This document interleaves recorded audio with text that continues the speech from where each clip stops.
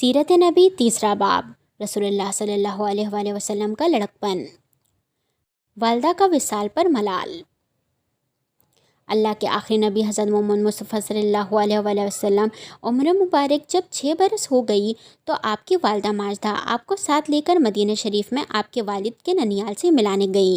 इस सफ़र में बीबी उम्मुल ऐमन भी साथ थी। बीबी उम्मुल ऐमन के वालिद की कनीज़ थी। वापसी पर अबवा के मुकाम पर आपकी वालदा का इंतकाल हो गया और वहीं तदफीन हुई। बाप का साया पहले उठ चुका था और माँ की आगों से शफ़क़त और मोहब्बत भी छूट गई।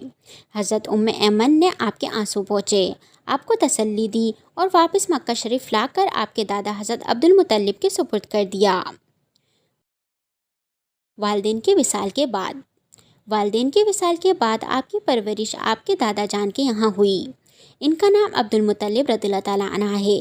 ये मक्का के सरदार थे, आपसे बड़ी मोहब्बत करते, हर वक्त इन्हें अपने साथ रखते, जब कहीं बैठते तो अपने साथ बिठाते, खाना अपने साथ खिलाते, रात को अपने पहलू में सुलाते।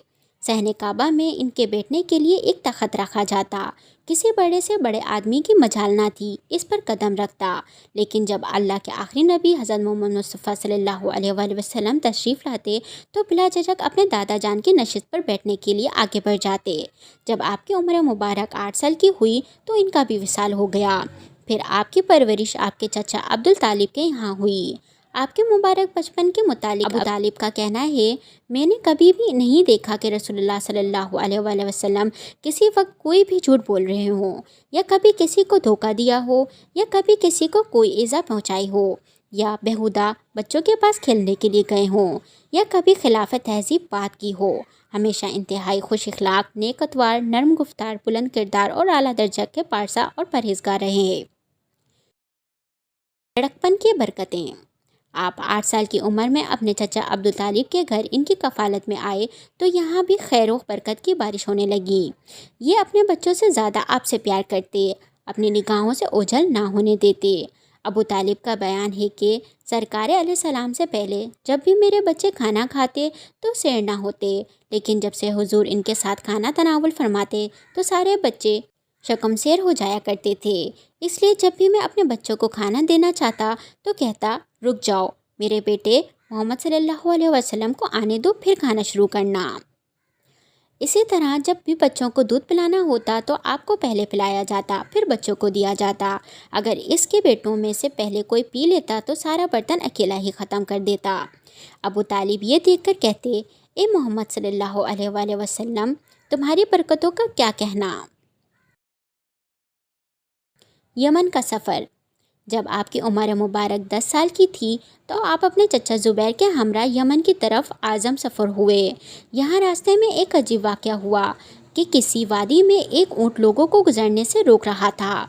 जब इस ऊँट ने आपको देखा तो बैठ गया और अपना सीना ज़मीन पर रगड़ने लगा, तो आप अपने ऊँट से उतर कर सवार हुए और जब वादी के दूसरी तरफ पहुँच गए तो इस ऊँट को छोड़ दिया। जब सफ़र से लौटे तो देखा कि वादी पानी से भरी हुई है। आपने फरमाया, तुम मेरे पीछे आ जाओ।